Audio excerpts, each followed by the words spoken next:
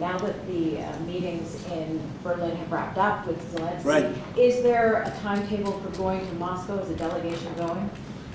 Well, I think that the delegation is largely there right now, actually. They're in Europe. And they met with those people that I called out before, the various countries, plus some others. They want to see it end, Katie. They want to see it end. I want to see it end. They want to see it end. I actually think that President Putin wants to see it end. You know, I've had good talks. We've had good talks with Russia. And I think they'd like to get back to a more normal way of life. And just a quick follow-up there, an Article 5-like deal seems to be emerging without NATO membership for Ukraine.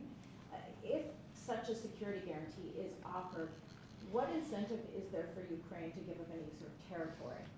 Well, look, you have, well, they've already lost the territory, you know, to be honest. I mean, the territory is lost.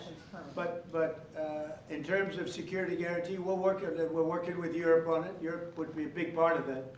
And we're working on the security guarantees so the war doesn't start up again. We don't want to have a war start up again. You know, as I said, with Thailand and Cambodia, two people I get along with great, and I dealt with them and I called them and I said, look, fellas, you got to relax, you got to take it easy. They lost, you know, they started the war again and I got it ended.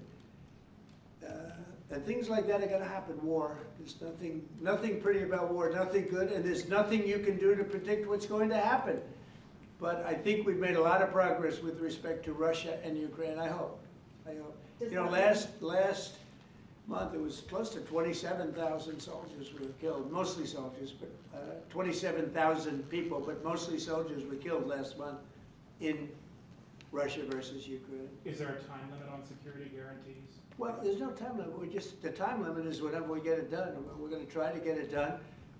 We're making progress. It's more difficult than anybody could have thought. I would have said that half of the wars that I got settled, some were going for over 30 years, that half of them should have been